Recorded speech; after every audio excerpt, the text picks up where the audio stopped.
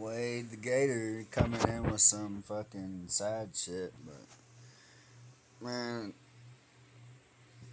throughout drug addiction, selling drugs, just running the streets, scamming, doing, you know, just just all throughout my life, man. There's been a lot of death, right? So people have died from the drugs that I was pushing. I'm not gonna say they were my drugs, but the same kind of drug. People that were close to me, friends. My mom died of a fentanyl overdose. I've suicides. I had one friend, his old lady got crushed by a tree that my buddy chopped down, and my buddy that chopped down that tree shot himself. Um, his name was Lucas Tays, rest in peace. He shot himself out of guilt. Travis Brinson, man, he was fucking wild, dude. God, dog. He used to shoot Roxy's into his neck. This was in my addict stage. This is well past. This is my later 20s. Like, I'm probably 25 or so. Anyway, uh, we got in a lot of shit together, but he went to rehab and he finally got clean. But I think his thing was, you can get clean, but you gotta fix. Joe Rogan explained it the best. So drug addiction isn't your problem. It's not the drugs. It's your mind. You have emotional problems. You use those drugs as a crutch. Once you get through the withdrawals and everything, you're done. That's the easy part. But you got to deal with your emotional problems first before you take the drugs away. And I think he was clean for a couple months. His sister found him hanging off the front porch by a fucking noose he made. He hung himself for knew his sister was gonna find him. His sister loved him.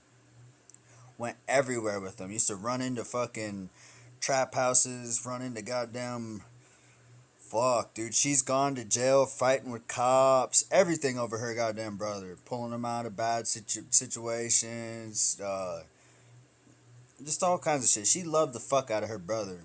But honestly, she was the coldest one about his death. She showed the least emotion out of anybody. That's how I know it fucked her up real bad. Um, so that's two suicides. Lucas didn't hit me that hard because, he chopped down a tree. He killed himself out of guilt. Dude, that could have been prevented. You didn't have to kill yourself. You left your kids behind. So I don't not feel empathy for his family, but I don't really feel empathy for him as much. I love him, but you know, Danny Fike, I think he killed himself for the same reason that Travis did. He wasn't as bad of a drug addict as Travis, but a similar situation. So that's three suicides. The deaths that hit me the hardest was my mom's death. She died while I was in rehab for the third time. It was my third month. I was the contraband king in there. I had all kinds of cell phones. The detective called one of my cell phones, told me that my mom died of fentanyl toxicity. Instantly, my brain told me to go fuck her boyfriend up, kill that motherfucker, because he's the one giving it to her. I used to sell dope to him, and I told him, when I leave, when I go to Alabama, do not get my mom on this shit. I will fucking murder you. And I'm pretty sure that's what happened. But, I've been working on walking with God and whatnot, you know, and I can do that because I never claimed to be a hard ass. Not using God as a crutch. Um, but he didn't mean to kill my mom. He's a drug addict just like me. I created that drug addict. I was always a drug addict, but I was never a heroin addict until like my fourth or fifth year selling heroin. Then I started to realize what I was doing to people, and I kind of created that monster that my mom's boyfriend was. And misery loves company. I didn't put a gun to his head or to my mom's head, but I'm kind of more pissed off at my mom than I am him because she's smarter than that. She was an IT project manager for the state of Pennsylvania, living in Harrisburg, Pennsylvania, which is a government, it's the capital. She's a fucking bigwig. Died of a fentanyl overdose because she didn't want to go to the Suboxone clinic, and never told her son that she was struggling with drug addiction, while he was in rehab for the same drug, right? I love my mom, man. That shit fucked me up so bad. Like, I wish I'd have spent more time with her. She always wanted to be my friend. She used weed, mushrooms, acid, shit like that just to talk to me because I never wanted to talk to her. Spend time. If your parents love you, care about you, spend time with them. Please. Do it for me, man. And then when they die and you feel like you spent enough time with them, reach out to me and tell me, man. That would touch my heart. Because, dude, I was 29 when she died. That's a fucked up feeling, man. She didn't get to see my son grow up. Anyway, hers, Travis's. I had a buddy I'm not going to speak on that died of a heroin overdose in Pennsylvania. I feel a lot of guilt about that. It wasn't even fentanyl, it was just heroin. Snorting it. Um, yeah, those three right there, man, they really hurt me bad. Um, all that shit could have been prevented. Like, I joke around about drug addiction and selling dope and shit like that, but I don't try to put off this image that that shit's cool because it's not, man. Like I said, I wasn't never gangster. I always thought I wanted to be or whatever, and I never was, man. I wasn't built like that. I just got lucky for 5, 7 years. Really lucky. Like, I'll fight and shit, but that's the extent of it, man. I ain't cutting nobody. I ain't gonna fucking shoot nobody unless my life's in danger. And I damn sure don't want to be put in that position because of dope. Heroin is the fucking. I think the forbidden fruit was a poppy plant. Let that sink in. As corrupt all mankind. Poppy plant. Look at fucking Frank Lucas era Harlem. Fucking zombie city. I think crack was bad. Shit. But I'd much rather my son go through like a crystal meth addiction. It's easier to come off of. You might have some mental disorder from it, but if I can catch it, I can help him. With heroin, you just have to get to your bottom, man. You have to reach that bottom, and hopefully that bottom ain't death.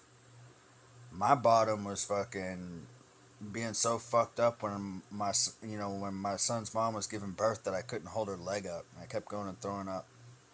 That was my bottom. My son changed my life. Um, but yeah, man, like I used to have nice clothes, nice car, truck, um, clean shaven. I looked good, man.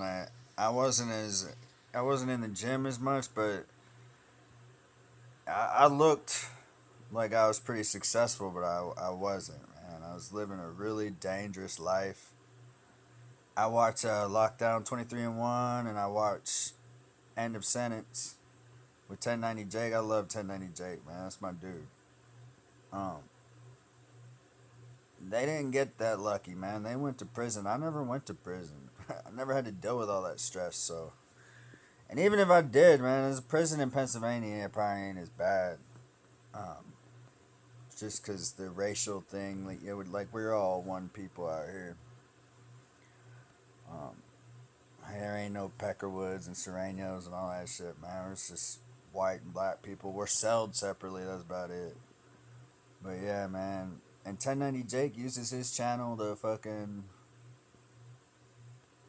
to push news about rappers and shit. But he also, with his prison shit, he used that to not to promote violence and all that shit, but yeah, I think he smiled and he had fun with some of his videos. But the main thing was the horrors of prison that he went through, and he doesn't want other people to go through. That's why he started that channel. I firmly believe it wasn't about monetization, but now it is, and he's doing fucking great. 1090 Jake's a bad motherfucker. Uh, so is Death, dude. Death put a lot of people on Lockdown 23 and 1. Um, like I said, I've never been to prison. This ain't a prison channel, but I kind of use those two those two kind of made me want to make some videos and talk about my life and shit. Cause it's I've held a lot of shit in for a long time, and it feels really good to just like talk about it. But let me tell you a story about Travis real quick. Dude hung himself. There's a lot of them. We used to watch Don't Be a Menace all the time. When we went to go buy a half ounce of that green stuff or whatever at one time, it was like 5 years ago. Or no, it was a whole ounce. But the dude showed up with like, clearly it wasn't a whole ounce. It wasn't even loud. And we just got done watching Don't Be a Menace. And Travis, he don't know. Like, he can't eyeball shit. He's just a pill junkie. But I can. I know that shit ain't right. So I told him, I was like, man, you can just go ahead and take that shit back to the house, man. Just go ahead and hit the road, bro, because we ain't taking that. And fucking Travis was like, the hell I ain't. $5, Buster. And he dropped $5 on the ground, grabbed the dude's weed, and took the fuck off. And I don't know what happened, but Travis is so fucking fat. He's like Usain Bolt, like Reggie Bush out this motherfucker. God damn. So I didn't even know where the fuck he went. By the time he got home, there was like less than a half ounce because the dude, it wasn't even in a bag. He was just carrying butts, trying to stuff them in his pocket as he went. I was not expecting that shit. Like, bro, if you should wink or do something. This was not discussed. So I'm running through the east side of Florence. I'm running through these culverts trying to get the dude's chasing me. I don't even have the shit. But yeah, I'm running through these culverts. These fucking pit bulls are running up at me, getting stuck on their chain, inches from me, trying to eat my ass fucking alive. Bro, it was pretty gnarly, man. This was like some Friday shit, bro. Like, it was crazy. And we smoked all that weed in one night, but then we had a party or something. Or I think I sold some of it and we were alcoholics. He was a needle junkie. I was an alcoholic at the time. He was getting me. I was clean off heroin. He was getting me back into a needle. That's why I eventually cut ties with him. But then the next day, we went to the liquor store. He stole a bottle of whiskey, got caught. So we had to run like a mile. I'm so drunk. I just want to like lay down, I think. I wasn't trying to steal from nobody. I don't think. I might have been. I don't know. I'm not usually a thief, but I was pretty fucked up. So I got in this lady's car. Well, next thing I know, I hear, who the fuck is that white boy out there?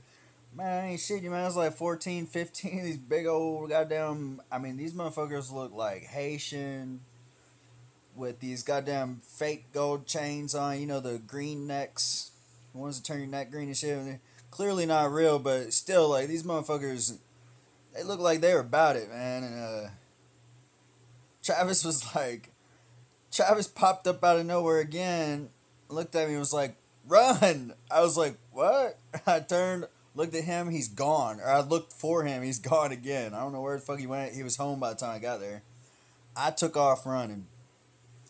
I'm cutting through this yard. It's pitch black. And I trip over a tree root. These motherfuckers are right behind me. When I trip over the tree root, they all trip over me. Dog pile on top. I can't breathe. And they finally got off of me and just started beating the shit out of me. It felt like 30 minutes. It was probably only like 30 seconds, but I think I was so drunk I didn't even cover my face. Like, I've been jumped a lot. I know what to do, but I don't know. I was like a toddler that night.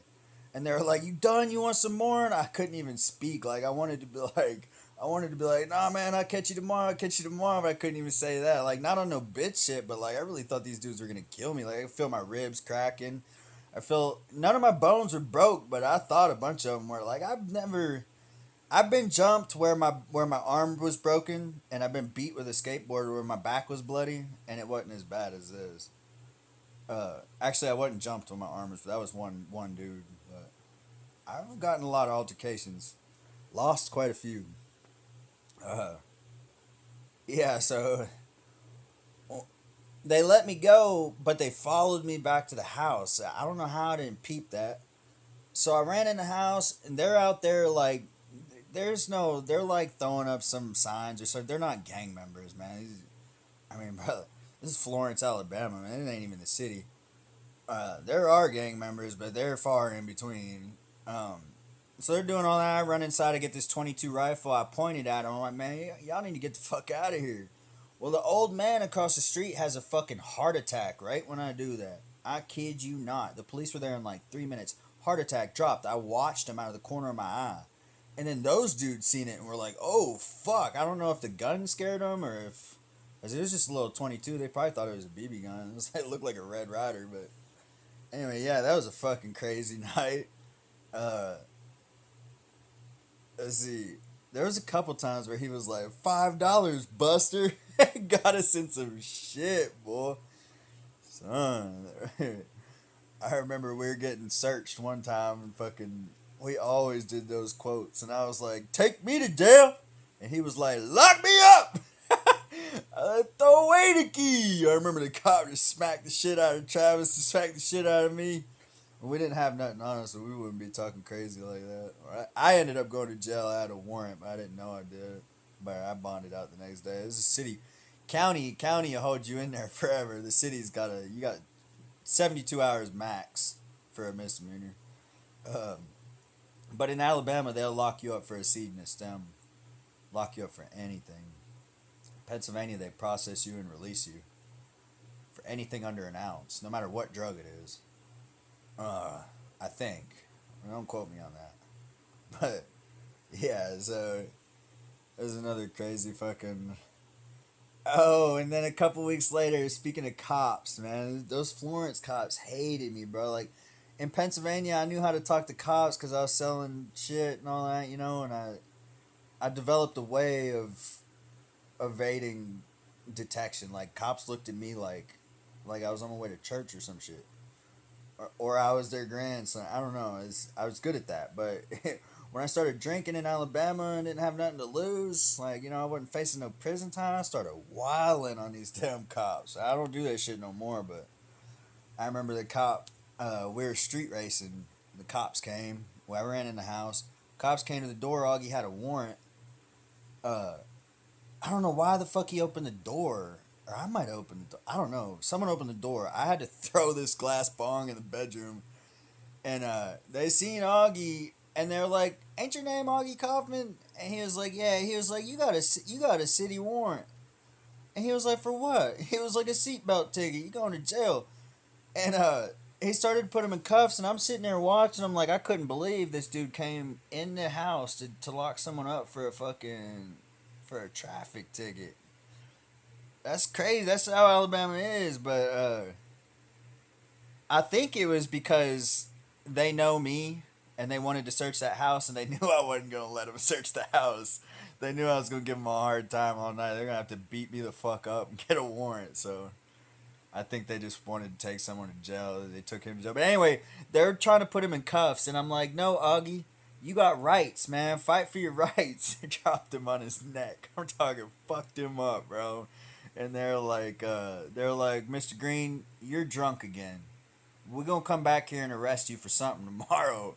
I was like, all right, man, whatever. Said, I made a liar out of them though, because I wasn't there tomorrow. I take that word seriously. Jail, lock up, fucking incarceration. I've never done no hard time, but I've done a life sentence in the county basically, and I fucking hate the county. And Lauderdale County Jail is fucking bumping, man. They ain't poking people up or nothing, but they are fighting every day, all day. Country boys are fucking mean, boy. I would feel much safer in a tank full of gang members than a tank full of country boys that I did not know. Because, you know, when you're dealing with that other element, it's just respect and all that. Usually, they got other shit going on. These country boys, they ain't really doing nothing illegal but fighting, man. They just love to fight. That's all they fucking do. So, you go to that jail, you're fighting no matter what. Remember my first day, I walked in that jail and I was like, man, this jail is sweet compared to that other one. But, and it is, kind of. I mean, you don't gotta worry about getting stabbed or raped. But, fucking, uh, okay, it was A5A and A5B. So it's these two, it's like 15-man cells or some shit like that. You walk in this little cage, and then there's a door on each side of the cage. That's A5A on one side, A5B on the other. I forget which one I went in, but when you go in, there's like a little room with a metal picnic table and a TV that usually never works. And there'll be it's a 15-man cell usually, but there's usually like 25 people in there. They'll be in boats or just on the concrete. Like, they don't give you shit in there sometimes. But that was my first time in there, and I never heard the term "get on the window." I didn't know what that meant. So like, I walk in, this big old fucking country boy is like, "Well, hell, we all packed full. I'm gonna need you to get on the window, youngin." I was like, "What do you mean get on the window?" He was like, "Oh hell, whap!" I'm talking fucking knock the blue goddamn blazes out of me, son. Like, fuck. Knock the gravy out of my biscuit, bro. Shit. And then we started fighting, and he fucking mopped me up, mopped the floor with me. I think at one point he fucking. And I was kind of scared at one point, a little bit, that he was gonna choke me to death. Like, he had me in a headlock. I thought he was gonna choke. But he was like, "You gonna leave this cell?" I didn't leave that cell, man. I might not be able to fight as good as everybody else, but there ain't no bitch in my blood, man. It's my fucking house just as much as it is yours. This is a public facility, bro. Like, I'm staying in this cell. You ain't about to fucking move me out. What? You ain't my landlord. You can't evict me. You ain't the sheriff. You ain't got no keys. Fuck that. All you got is a fucking lot of meat and a goddamn testosterone issue. Have to whoop me every day. I walk around this bitch with my fingerprints before I lose my pride. So, anyway, fucking, we were on the topic of death and shit, and I don't know, man. It's just funny shit in my life comes out. I remember it. I gotta talk about it. It's probably not even funny to y'all. It's just hilarious to me, man, because it's just some of the shit, man. Like, what was I thinking? Like, there's no way. Like, I'm not even, like, I don't even know me. Like, this me right here, this ain't me. The real me is like fucking. The real me is wild, son. The real me is a chameleon. He can blend into any environment, and he's a chameleon that shouldn't do drugs or consume alcohol often, cause I'm an addict for sure. I'm addicted to. I'm addicted to selling drugs too, man. That's a big thing for me is to like not try to sell weed or whatever we got going on out here in Alabama. It's hard for me to not get into that because you get used to instant gratification. The same thing as drugs, you know. So I'm addicted to a lot of things: sex, uh, investments. I love, dude. I've got $4,000, $5,000 snakes in here that I'm breeding. I just did that on a whim, man, because I just like the risk. I'm an addict. Even without drugs, I what should I say? I put out an addictive. I still have addictive behavior.